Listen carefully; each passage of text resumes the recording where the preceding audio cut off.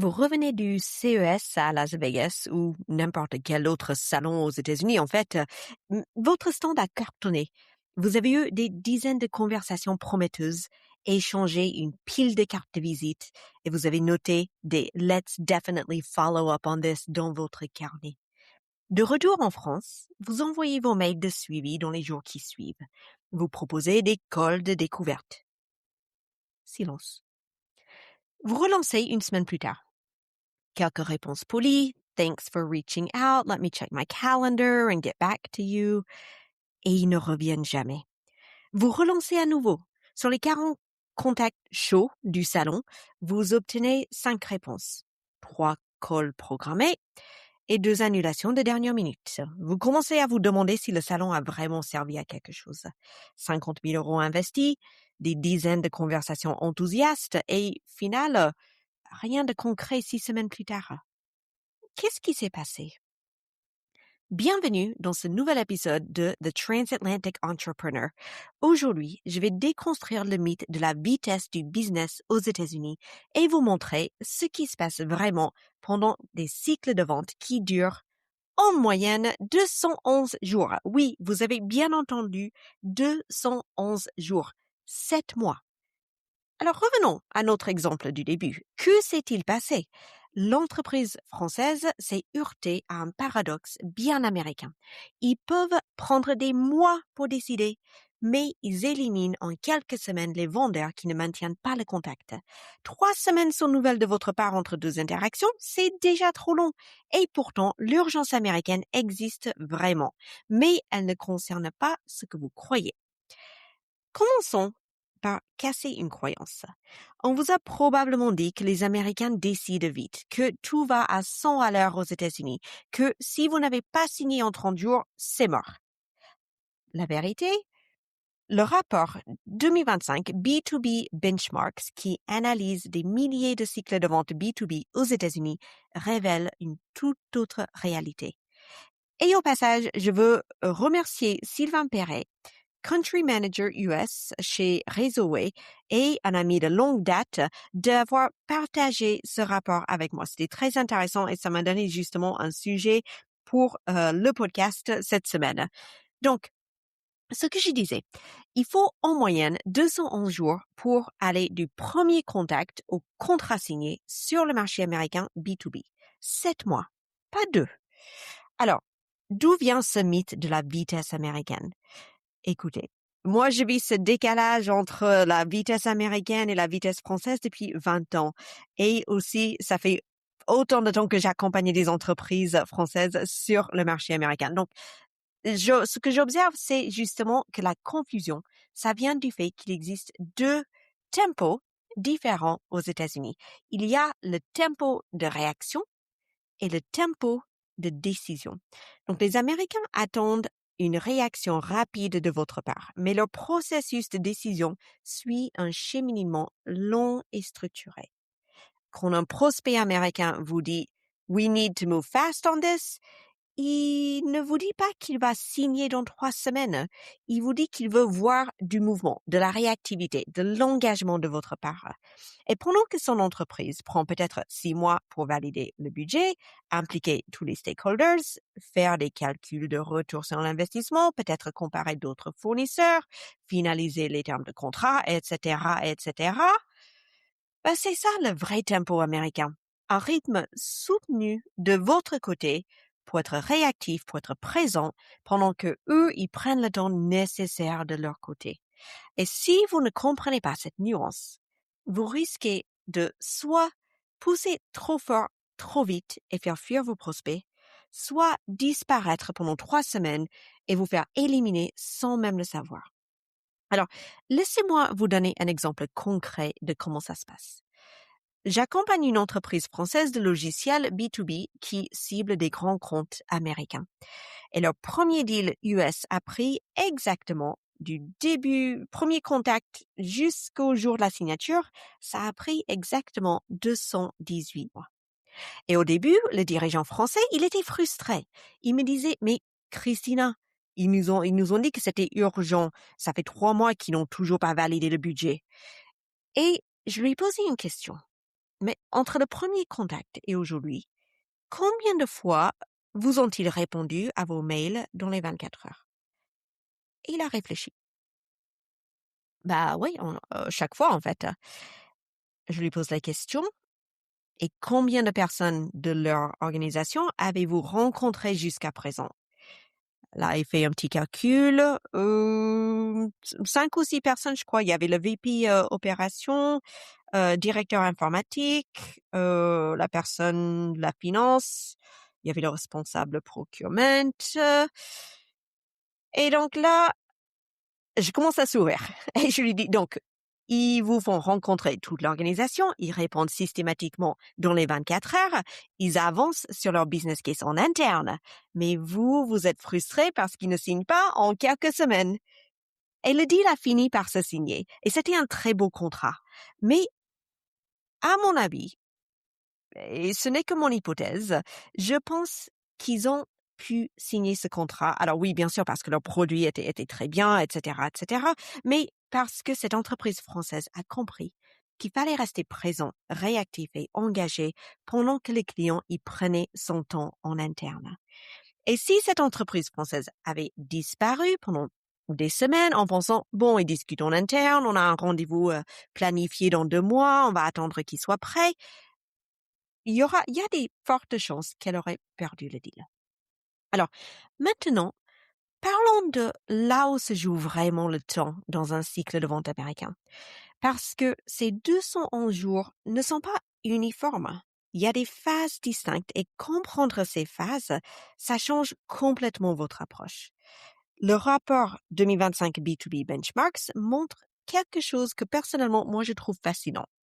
Parce que je suis geek comme ça.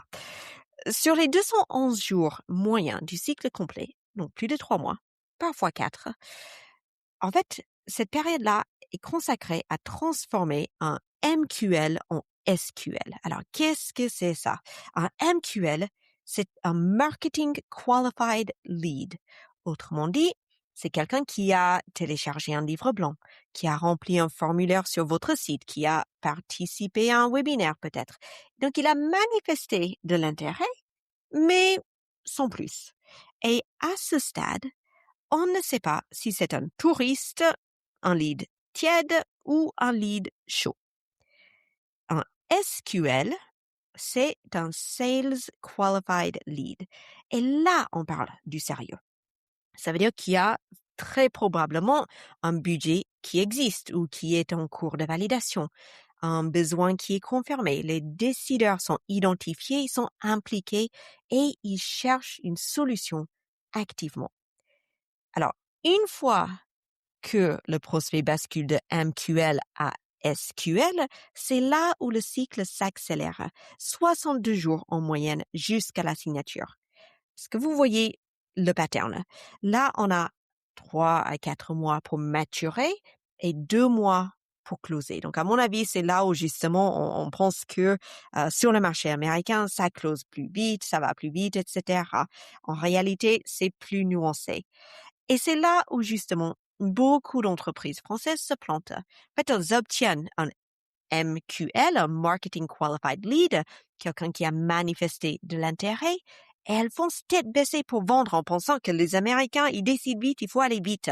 Donc, démo, proposition commerciale, POC, elles poussent pour avoir la vente rapide. Et elles grillent le prospect qui n'était pas encore prêt. L'erreur inverse existe aussi. Certaines entreprises traitent les MQL avec la même prudence qu'ils traitent leurs prospects en France. Donc, ils attendent des signaux d'achat ultra clairs avant de s'engager. On ne veut pas trop harceler le prospect, on ne veut pas le déranger trop. Et du coup, on attend. Et le résultat, c'est que le prospect américain, il oublie qui vous êtes ou il se fait capter par un concurrent plus présent.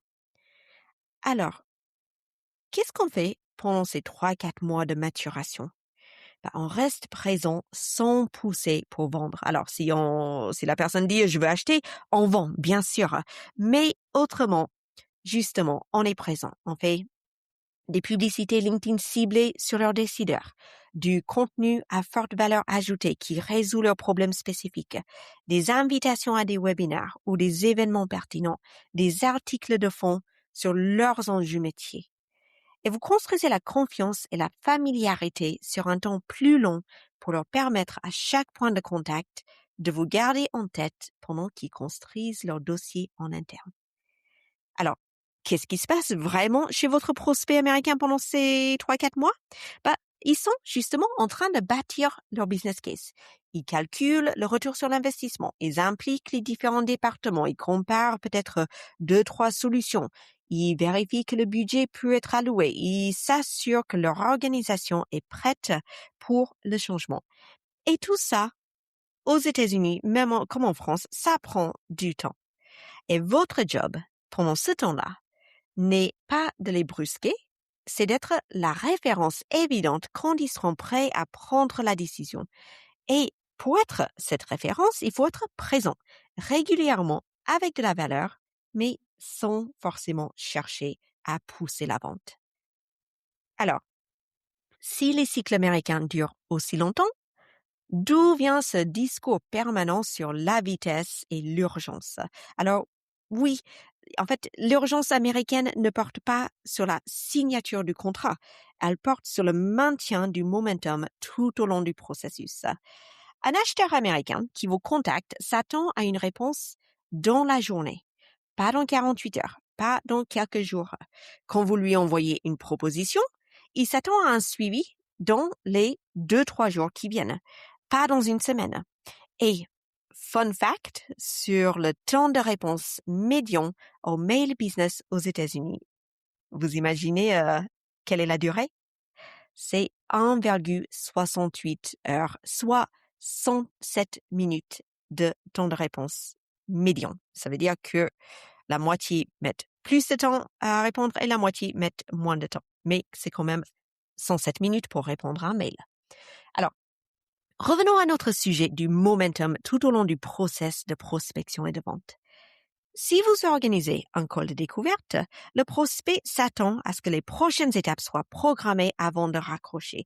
Donc, n'ayez pas peur, ne soyez pas timide justement à dire est-ce qu'on met quelque chose dans le calendrier pour la prochaine fois? Parce que cette attente de réactivité constante, justement de garder ce momentum, ça ne signifie pas qu'il va signer rapidement, mais ce prospect, en fait, il évalue votre sérieux, votre engagement, votre capacité à continuer à avancer sur le projet. Et ça, il le fait à chaque interaction. Donc, si vous êtes un peu mou sur ce côté de driver le projet, ça ne reflète pas très bien sur votre entreprise et donc ça n'inspire pas confiance pour vous choisir quand le moment sera venu. Écoutez bien ça. Un prospect peut très bien prendre 6 mois pour décider, tout en éliminant les fournisseurs qui ne montrent pas assez d'urgence dans leur réponse. J'ai vu des deals se perdre, non pas parce que l'entreprise française n'était pas la meilleure solution technique, ce n'était pas une question de prix, c'était même pas une question de le concurrent américain est aux États-Unis et nous on est en France. Non, c'était parce que parfois l'entreprise française prenait 4 à 5 jours pour répondre aux mails. Les personnes, ils étaient parties en vacances pendant 2 semaines. Et pendant tout ce temps-là, en fait, leurs concurrents américains, j'imagine, répondaient le jour même. Probablement au bout de 1,87 heures. Et après 3 mois de ce rythme, devinez qui avait construit plus de confiance. C'était pas une question de nationalité, c'était une question de réactivité. Mais la réactivité n'accélère pas forcément la signature, mais elle maintient votre présence dans la course pendant les 7 mois que prendra la décision. Alors maintenant, une question se pose. Comment maintenir un rythme soutenu pendant 7 mois sans épuiser vos équipes ni paraître désespéré? En fait, il faut segmenter mentalement le cycle en phases distinctes, avec des objectifs différents pour chacune. Phase 1, c'est les 3 premiers mois, on va dire. C'est la maturation MQL, Marketing Qualified Lead. Donc, votre objectif n'est pas forcément de vendre, même si on veut tous vendre très rapidement. Non, votre objectif ici, c'est d'être la référence sur leur sujet. Vous publiez du contenu qui démontre votre compréhension de leurs enjeux. Vous partagez des cas d'usage pertinents. Vous les invitez à des événements où ils peuvent apprendre sans forcément s'attendre à une vente derrière. Après, s'ils se manifestent parce qu'ils veulent acheter, vous vendez. En tout cas, vous répondez rapidement à toute question, mais vous ne poussez pas vers une décision commerciale si c'est trop tôt. Ne vous attendez pas forcément à une réponse à vos mails pendant cette période. Il faut simplement, je dirais, avoir la foi qui vous a vu ou sauf si vous avez un outil dans votre boîte mail qui permet de confirmer justement que la personne a lu votre mail. Et là, vous savez. Alors, phase numéro 2, on est sur les mois, on va dire 4 et 5. Donc là, on est sur la conversion SQL. Et ici, le prospect commence à montrer des signaux d'achat. Il vous répond déjà, si ce n'était pas le cas avant.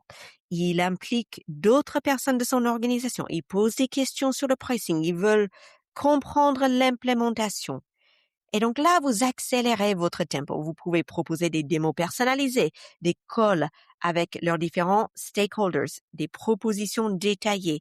Mais vous comprenez qu'ils sont encore en train de construire leur business case en interne.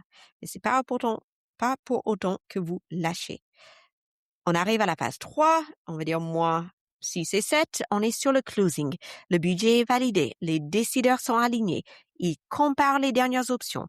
Et là, votre réactivité devient déterminante.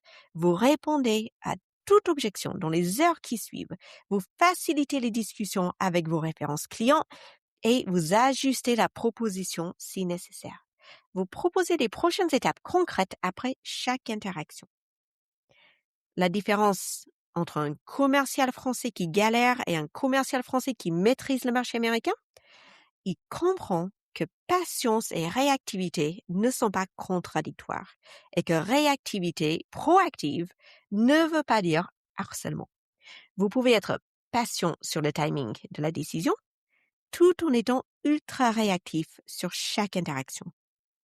Alors, une dernière chose importante avant de conclure. Comment savoir si votre prospect avance vraiment vers une décision ou s'il est juste en phase de veille? Certains signaux ne trompent pas. Quand un prospect commence à impliquer d'autres départements dans les conversations, finance, IT, opérations, vous passez de MQL à SQL, de Marketing Qualified Lead à Sales Qualified Lead. Et quand il vous pose des questions sur les délais d'implémentation, les ressources nécessaires de leur côté, il construit son business case. Et quand il vous demande des références clients dans son secteur, il est proche de la validation finale. À l'inverse, méfiez-vous des signaux trompeurs. Un prospect très enthousiaste qui dit « This is exactly what we need », qui ne vous met pas en contact avec une personne d'autre dans son organisation, il est probablement encore en phase de découverte ou il est juste poli. Un prospect qui participe à tous vos webinaires, mais qui esquive les questions sur le budget et le timing, il n'est probablement pas encore SQL. Et ça c'est l'erreur classique. Prendre l'enthousiasme américain pour un signal d'achat. Les Américains sont naturellement plus positifs et encourageants dans leur retour. That's awesome. We could really use this. Ne veut pas dire je suis prête à signer, discutons-en. Non, en fait, ça veut juste dire ouais, je trouve ça intéressant, ouais. Alors, apprenez à qualifier en profondeur malgré la politesse américaine. Posez des questions directes sur le budget, le timing, les autres options considérées, les personnes impliquées dans la décision. Un vrai SQL vous répondra avec transparence, alors qu'un MQL restera vague. Pour résumer ce qu'on vient de voir ensemble, le marché américain ne demande pas que vous alliez vite, que vous poussez à une décision plus vite. Il demande en fait que vous restiez présent, réactif et engagé pendant que vos prospects prennent le temps de décider. La patience, son présence constante, ça ressemble plus à de l'abandon qu'à de la stratégie. Et trop de réactivité, sans laisser le temps nécessaire, ça devient de la pression commerciale qui fait fuir. C'est un équilibre délicat, je reconnais. Et c'est justement exactement ce qu'on travaille chez Transatlantia avec les entreprises que nous accompagnons sur le marché américain. Comment doser présence et patience? Comment qualifier vos MQL? Comment accélérer au bon moment sans brusquer? Si vous sentez que votre approche du marché américain ne correspond pas à ce rythme particulier, si vous perdez des deals ou des contacts sans vraiment comprendre pourquoi, rendez-vous sur transatlantia.com pour prendre rendez-vous et on regardera ensemble comment restructurer votre approche pour matcher ce tempo américain sans épuiser vos équipes. Donc voilà pour cet épisode sur le tempo commercial américain. Une dernière chose à retenir. 211 jours, je vous accorde, c'est long. Mais c'est gérable si vous comprenez que ces 211 jours ne vous demandent pas d'attendre passivement en relançant avec des « vous avez vu mon mail, on se fait un point ». Cette période vous demande d'être présent activement. C'est un marathon, pas un sprint. Alors, prochain épisode, on va parler de comment démêler le vrai intérêt pour votre produit du amazing, poli, si typique et franchement énervant des Américains. Donc, si vous faites des salons aux US, ce sera un épisode indispensable. C'était The Transatlantic Entrepreneur et je vous dis à très vite.